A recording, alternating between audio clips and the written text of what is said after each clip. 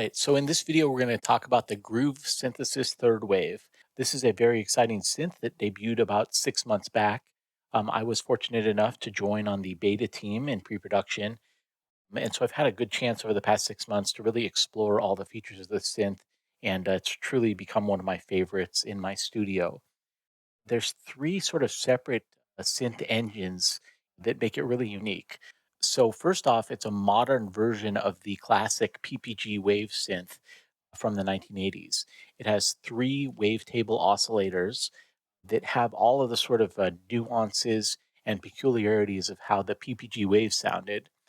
And they've spent a lot of time really perfecting that sound to make this a modern evolution of the PPG wave. In addition to the PPG wave mode, it also excels as a modern, cutting edge digital wavetable synth with a sample rate of 96 kilohertz, and you can do some very advanced, very modern wavetable synthesis with this.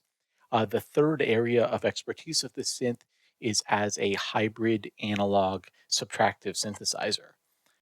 And that's the area that I'm going to focus in on this video. So each of the third wave's three oscillators can run in those PPG wave and modern wavetable modes, but they also can run in any one of several classic analog wave shapes, such as a sawtooth, a pulse or square, a triangle, a sine wave, or a supersaw emulation. And in addition, there's white noise, pink noise, and red noise options. So for each of these three oscillators, you can run them in any one of these analog wave shapes, and that gets mixed then into the filter section. The filter section has two separate filters here. There's a two-pole state variable filter, which is a digital filter. It has low pass, notch, and high pass modes. And then there's a true analog VCF filter here, which is a four-pole resonant low-pass filter. And the filter is the SSI 2140, which if you follow specs, that's the exact same filter that's used in the modern Prophet 5 and Prophet 10 Rev 4 synths. This filter is based on the classic Prophet 5 Rev 1 and Rev 2 filter from back in the days in the late 70s, early 80s. So this filter is one of the most desirable filters for an analog polysynth to have. And the Groove Synthesis Third Wave has 24 of them in here, one for each of the healthy 24 voice polyphony. So this is really an amazing engine, a hybrid engine of digital oscillators going into analog low pass filter here, and then through the rest of the sound engine, including a whole effects engine and stuff. But we're really just going to focus on the sound of this synth as a subtractive synthesizer for building out those classic sort of synthesizer tones. So traditionally, the one knock that most digital oscillator synths and DCO synths, for that matter, get are that they don't have that wonderful, natural, organic character that a VCO synth would have.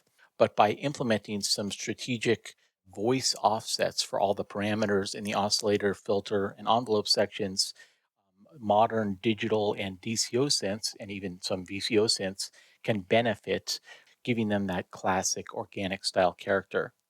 So the topic of vintage voice modeling is something that I've been studying for the past few years. About 4 years ago, I set out, I recorded a bunch of old classic synths like Jupiters, Prophets, OBXs, OBXAs, Memory Moogs, CS80s, and various other classic synths. And what I did is I cataloged them, took hundreds of samples and cataloged the behavior on a per voice basis of what all the oscillators, the filter calibration, and the envelope timings were. And the data that I collected pointed to the fact that all of these classic synthesizers from the 70s and 80s that everyone lusts for that classic vintage sound, they all have stable offsets to various parameters like the fine tuning of the oscillators within each voice and per voice from voice to voice, the low pass filter parameters, the filter and amp envelope timings, and various other aspects of the synth. So, with modern synth topologies like the third wave and other synths that have recently debuted, you can model that vintage voice variance behavior to capture a ton of that organic analog spirit.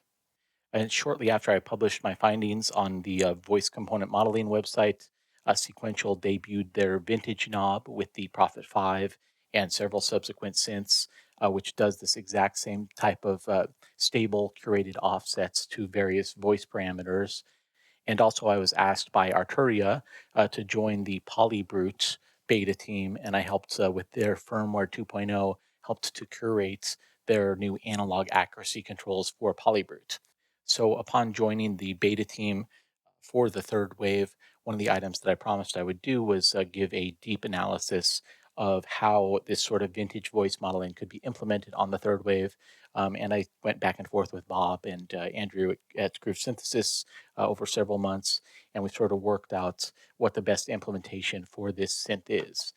So, in the latest version of the firmware, which is currently version 1.1b, I believe it is, that has the latest and greatest implementation of this. And I highly recommend anyone who has this synth to download the very latest version of the firmware because it's really dialed in at this point and sounds really great. So, the parameter is currently called circuit drift. It's in the miscellaneous menu. I actually think the terminology of drift is not a good terminology because drift is actually an unwanted artificial type of motion. If you have the oscillators constantly drifting about, that produces a much more artificial motion. That's more like the previous generation of slop and parameter drift algorithms that were available on several synths. But this is, it's called circuit drift, but it gives stable curated offsets to a wide variety of aspects of the synth engine when you dial this up. So let me just bring up here. So this patch I have set up, it's just a traditional subtractive analog type of patch. I've just got three sawtooth oscillators here going into the 2140 analog filter here. And what I'll do is I'm just going to play so you can hear the difference of what this synth sounds like with the vintage voice variances turned on versus without the voice variances. So what I have set here is on the first part here, I've got it with the vintage voice variances on, and the second part, it's the exact same patch design, but with no vintage variances or no circuit drift on. So this is what it sounds like with the voice variances.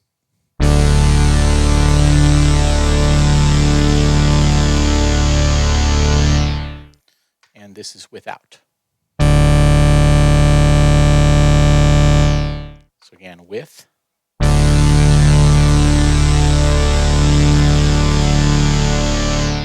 And without.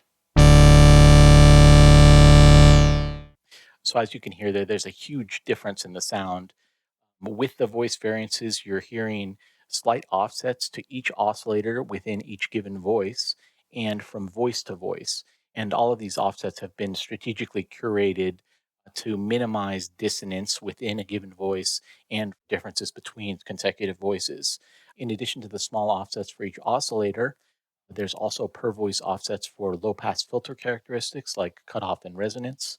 And there are some other parameters that are affected on a per voice basis, like the filter envelope attack, decay, and release timing, and the amp attack, decay, and release.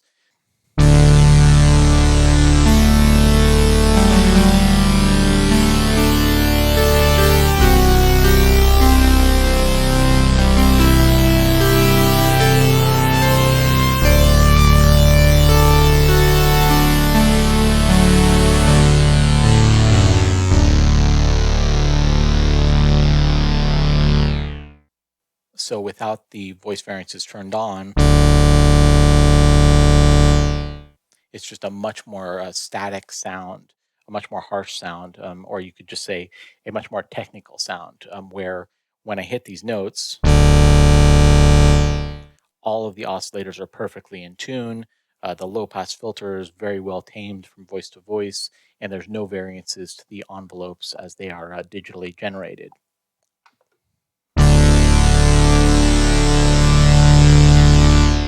But just by applying this, I've just got about halfway up here. I'm at about 110 or so out of a possible of 254 value for the circuit drift parameter here. It just gives so much organic character to the sound and makes the synth just a monster of a hybrid analog type of synth. For anyone sort of wondering about the third wave, it really is a three-headed beast with the PPG wave style engine, the modern wavetable engine, and it really excels at hybrid analog subtractive synthesis as well for doing all of that sort of classic synth sound design. This synth is extremely deep. The fact that it has 24 voices and analog filters is somewhat unheard of. And it's also a four-part multi-timbral, meaning you can split those 24 voices up with up to four different stacks. You can create some super huge layered type of patches, or binaural or stereophonic type of patches, or you can split up the keyboard, or any combination of splits and stacks. In addition to that, the sound engine is just very deep in general. It's got four envelopes, four LFOs, a very large 16 slot mod matrix, which will be immediately familiar to anyone who owns sequential synths. This synth basically feels like a sequential synth, actually. And the owner and lead developer of the third wave, Bob Coover, is actually a guy who's worked with Sequential over the past decade or so, doing a lot of their DSP on the digital oscillators for like Prophet 12, Pro 3, as well as some other synths. He's also been responsible for a lot of Sequential's DSP related to envelopes and effects as well. So this synth very much has a pedigree or a DNA, sort of a mix of like sequential and classic PPG and modern wavetables. And it's really just a super unique and versatile synth. And I highly recommend it to anyone who's a synth player who can get a hold of it. I mean, right now it's a little hard to get. They're doing limited releases of a second batch right now, but this is truly a unique synth, and I feel like this is going to be a future classic, actually. So yeah, I think that'll do it for this video right now. I just wanted to give a brief overview of the hybrid analog subtractive synthesis and the voice modeling capabilities that this synth now has. There are a couple other additional things that I've mentioned to Bob and team that could even make it even better, such as having free running oscillators, and giving a little bit more options as far as controlling the different vintage variances for different sections of the synth separately. And maybe we'll see some further progression on that as well. Bob and Andrew have been amazing with firmware updates so far. For anyone who's had the synth since beta or since regular release, we've gotten just regular updates with a bunch of new features and functionality. And they've been really great with listening to the customer base, which is awesome. All right, well, I think that'll about do for this video. Make sure to like and subscribe if you want to see more content like this. Have a good one.